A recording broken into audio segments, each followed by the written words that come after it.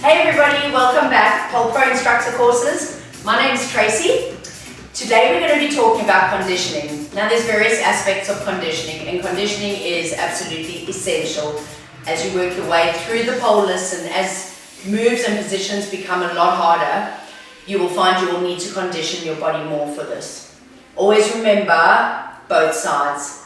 You don't want to build up one side entirely and then need the other side and have to go back. So right from the word go, you're always going to have one dicky side, it doesn't matter, everyone's got it.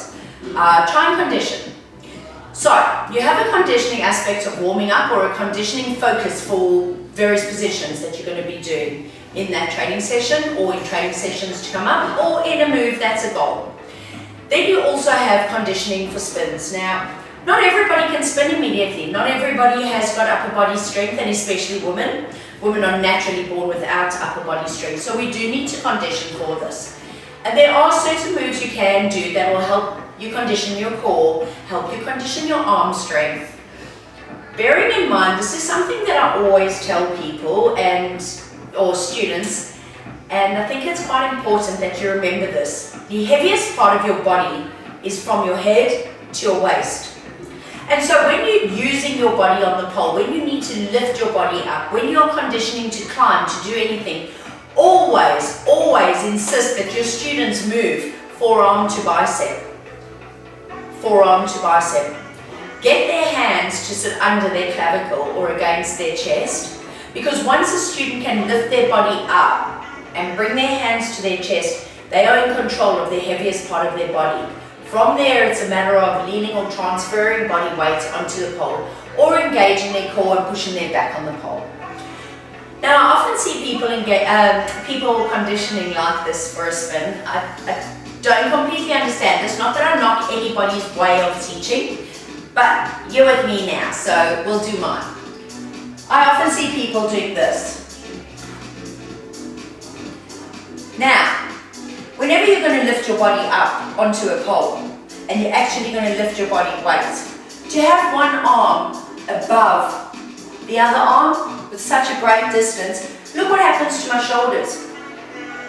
There's an unequal or an imbalance. What you need is you need your outside hand directly on top of your inside hand, which will keep your shoulders square. So, taking my body to the front of the pole. Now, I don't want to start on flat feet, leaning against the pole, because what I'm doing is I'm transferring all my weight, I'm securing my body on the ground, and I'm almost planting myself on the ground like a dead weight. No, rather go on tiptoes and ensure that you've got the arch in your back. What is more important is where the pole sits. Bring your arm around the pole, so you grab that pole under your armpit. This hand, bring it around the front, and then push against the pole. Don't hold.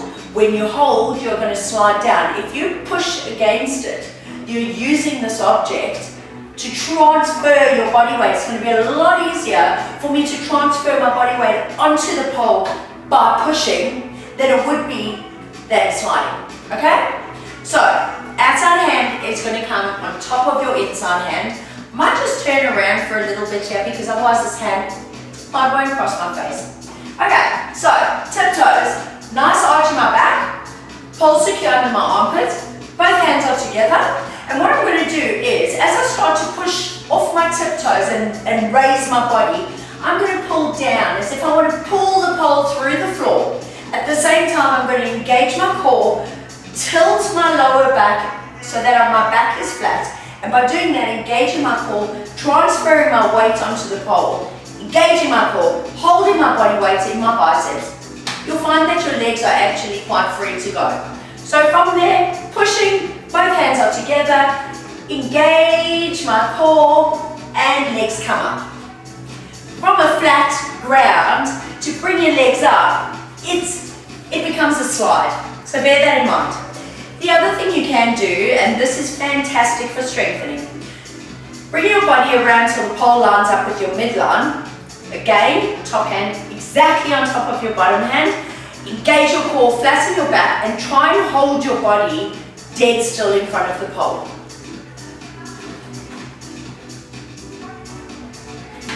When you can do that, then you can actually start doing pole pull-ups.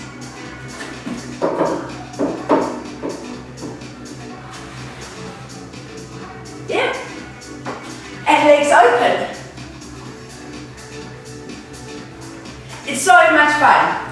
The other thing you can do is you can always get your students to lean on the pole, on a spinning pole, to learn to do a spin. So as opposed to doing a seat or a chair, you can get your student to actually lean on the pole to get the feeling of moving, lifting their legs off the ground, but then not as scary as holding their body out. There you have it, conditioning for a spin.